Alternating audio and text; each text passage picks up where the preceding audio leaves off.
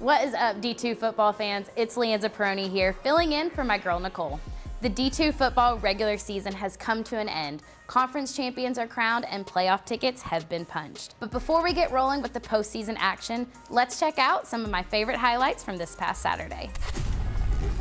First up, we head to the Gulf South Conference Championship, where West Florida takes on the top-ranked Valdosta State. The Blazers' offense features Gulf South's leading passer and receiver, and when those two connect, big plays happen. On a 1st and 10, QB Sammy Edwards rolls out to his right to find Rodney Bullard, who breaks a tackle, gets a block, and rolls into the end zone for a 50-yard touchdown and the Blazers' first points of the game. Valdosta State went on to win its 11th Gulf South Conference Championship in program history and its first outright GSC title since winning back-to-back titles in 2018 and 2019. The Blazers have now secured the top seed in Super Region 2 and will face the winner of Miles College and Carson Newman on November 30th.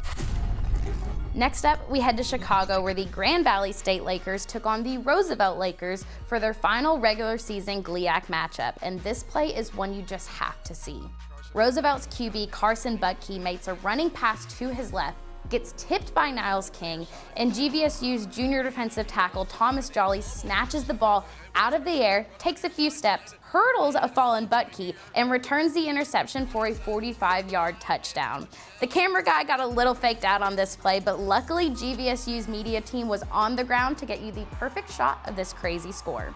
With the win, Grand Valley improves to 10-1 on the season and secured the number 2 seed in Super Region 3. The Lakers will face UND this Saturday in the first round of the D2 football playoffs.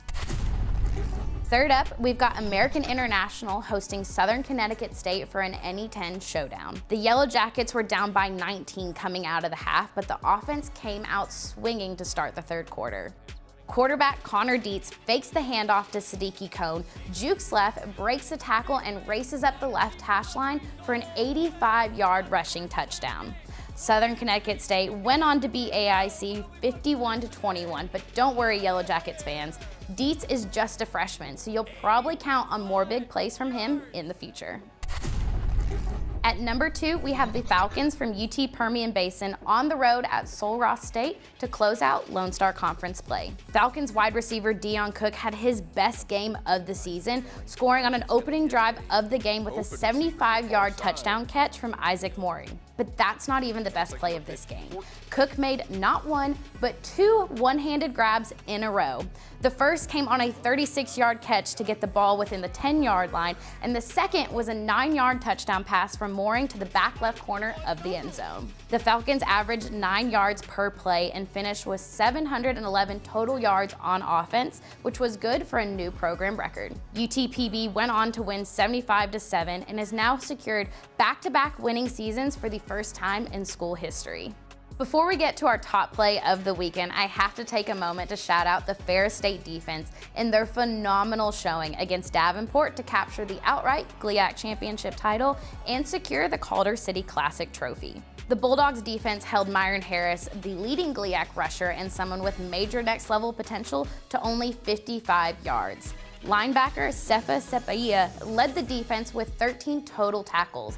Jalen Jones racked up 10 tackles and sealed the win with an interception late in the fourth. With the win, Ferris State locked in the top spot in Super Region 3, and the Bulldogs will face the winner of Central Oklahoma and Ouachita Baptist in the second round of the D2 playoffs.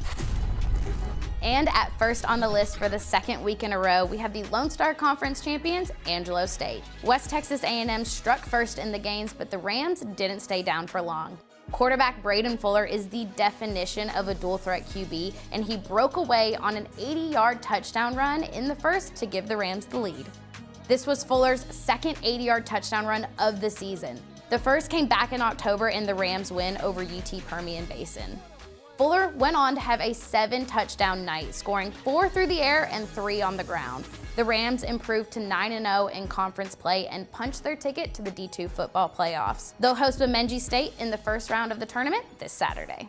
This season has been one for the record books, but it's not over yet. Stay locked into FloFootball, now streaming on Flo College, to keep updated with all things D2 football as we follow the action into the playoffs.